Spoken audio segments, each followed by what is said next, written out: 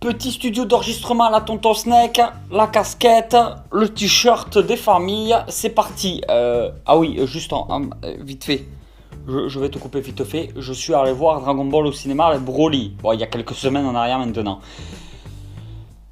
Une tuerie, c'est tout. Va pas chercher plus loin, j'ai kiffé grave. Voilà, la vidéo peut commencer.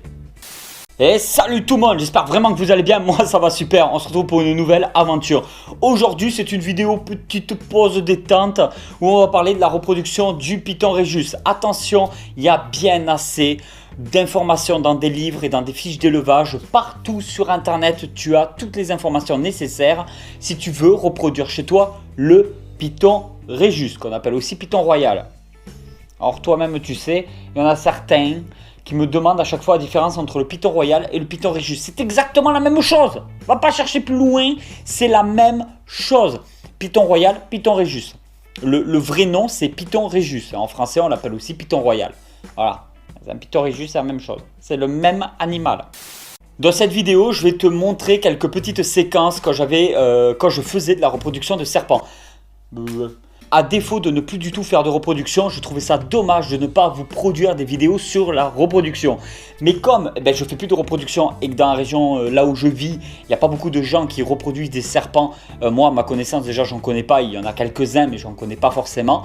C'est vrai que je trouve ça vraiment dommage qu'on arrête les vidéos sur la reproduction des serpents sur la chaîne YouTube. Alors, je ne sais pas ce que tu en penses, mais du coup je vais te donner mon avis, un petit peu mon ressenti, mes premières expériences dans la reproduction de serpents.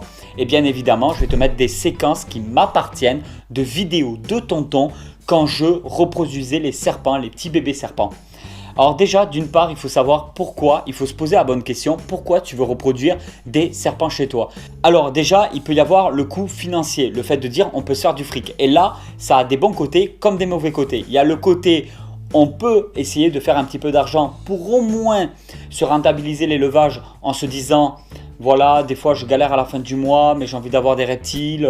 Je pense que c'est une passion qui peut être accordée un petit peu à tout le monde si on se donne les moyens. Mais derrière, je vais faire un petit peu de reproduction pour rembourser au moins les frais qu'engendrent mes animaux. Ça veut dire facture électrique ou tout simplement la nourriture. Ou acheter de temps en temps un petit peu de matériel, un nouveau terrarium un peu plus grand, etc. etc. Ça veut dire que c'est le moyen, on veut faire un peu d'argent qui compense derrière en fait la perte. Et là, je trouve que c'est une très bonne idée. Ensuite, aux moyens financiers, il y a aussi ceux qui veulent tout simplement se gaver, faire au taquet de fric et déclarer le minimum. Alors là, je trouve que c'est le côté beaucoup moins bien, le gros côté business à fond, qui fait qu'en plus, avec les nouvelles réglementations, ça va être difficile pour ces gens-là de pouvoir se développer. Mais je sais que ça a causé beaucoup de tort à certaines sociétés de voir énormément de particuliers faire énormément de reproduction à tout va sans en plus forcément s'y connaître. Je l'ai vu sur certains groupes Facebook, j'ai vu des photos qui m'avaient un petit peu choqué à l'époque. Et c'est vrai que ce côté-là de dire on reproduit, on vend, on se fait du black au taquet, ce côté-là, j'apprécie pas du tout. Et après, il y a ceux qui veulent peut-être aussi devenir professionnels, développer leurs propres élevages, passer les autorisations nécessaires, essayer de vivre d'une passion. Et alors là, ces gens-là, je leur dis, respect, si tu es vraiment passionné, que c'est vraiment ce que tu cherches à faire, je te dis bon courage parce que c'est très difficile en France de se développer dans la terrariophilie en faisant de la reproduction de serpents. Mais par contre, de mon point de vue à moi, je trouve que ça devrait être, après ça m'est jamais arrivé, mais je pense que c'est quelque chose d'excellent de travailler pour quelque chose qui nous passionne réellement. Alors, il y en a qui vont peut-être me dire ouais mais non parce qu'après ça détruit un peu la passion et tout. Honnêtement j'en ai aucune idée. Mais moi c'est vrai que là sur le moment, si je pouvais travailler dans quelque chose qui me passionnait vraiment et vivre de ça, comme par exemple YouTube, si je pouvais vivre de YouTube à l'heure actuelle et que j'ai arrêté de travailler à côté, faire des vidéos, des montages vidéo, j'aurais pu beaucoup plus développer ma chaîne YouTube, aller peut-être beaucoup plus loin sans travailler pour quelqu'un. Et c'est quelque chose qui m'aurait beaucoup plu, mais que j'ai peut-être pas le courage de faire, pas le moyen aussi de développer tout ça. Je sais pas, je le sens pas. Mais je trouve que de vivre d'une passion, c'est quelque chose de formidable. Alors là, nous avons abordé les points financiers. Après, il y a aussi les personnes qui veulent juste reproduire parce qu'ils ont des couples et ils aimeraient, c'est un petit peu une extension de leur passion, de pouvoir passer à un niveau supérieur en se disant maintenant, on a fait la maintenance, maintenant on va un petit peu attaquer quelque chose peut-être d'un peu plus difficile. Là, reproduction.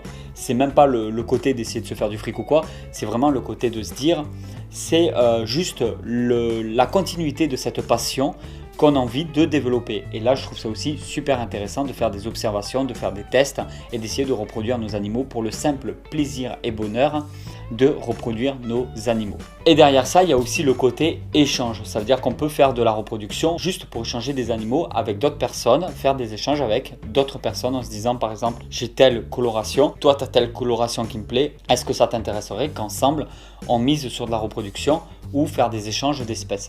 Ça, je trouve que c'est aussi un côté très intéressant. J'aimerais que tu me dises en commentaire, toi, quel est le côté qui t'intéresserait le plus parmi tout cela, juste pour voir un ordre d'idée et tout de ce qui t'intéresserait le plus. Moi, je pense qu'il y a le côté financier, voilà, je ne vais pas me le cacher, du côté financier en se disant si ça peut amortir les frais que j'ai derrière au niveau nourriture et tout, pourquoi pas.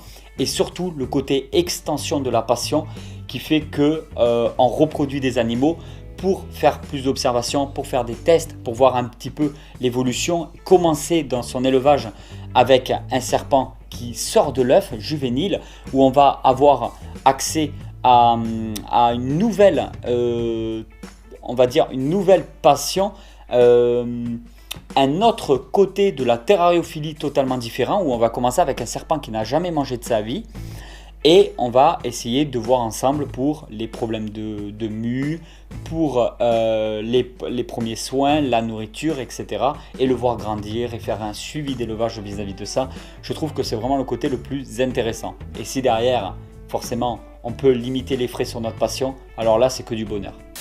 Attention, petite pause cette fois-ci, pas pour une question du jour, mais c'est juste une petite pause comme ça vite fait, pour te dire que si tu veux voir ma sœur et son travail par rapport à Instagram, tu peux toujours aller la voir. Je mettrai le lien directement dans la description et en commentaire épinglé sur cette vidéo.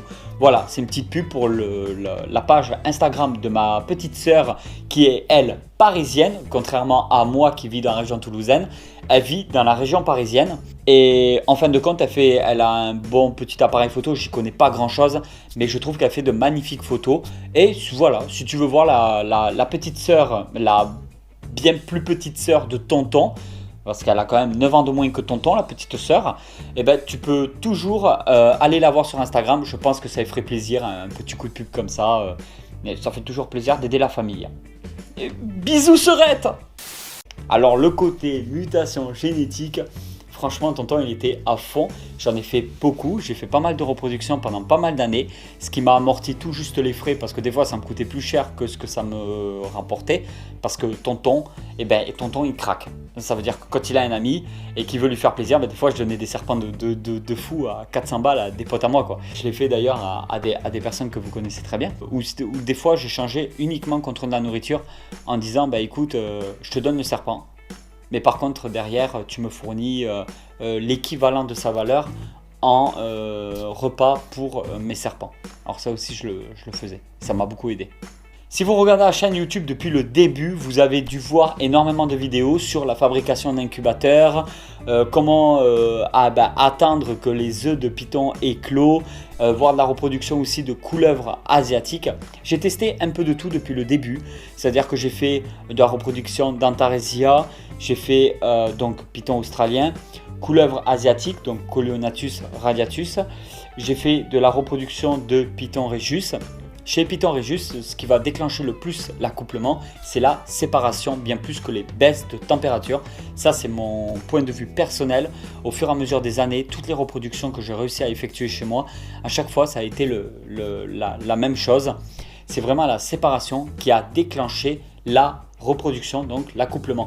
Si on met un mâle et une femelle depuis le début ensemble, donc depuis tout petit ensemble, il y a très peu de chances de les voir se reproduire un jour, contrairement aux couleuvres asiatiques qui peuvent se reproduire beaucoup plus facilement. Les accouplements chez les pythons rhésus, c'est vraiment la séparation pendant plusieurs semaines ou plusieurs mois qui va faire que quand on va les remettre ensemble, ça va déclencher la journée même ou les jours à venir l'accouplement.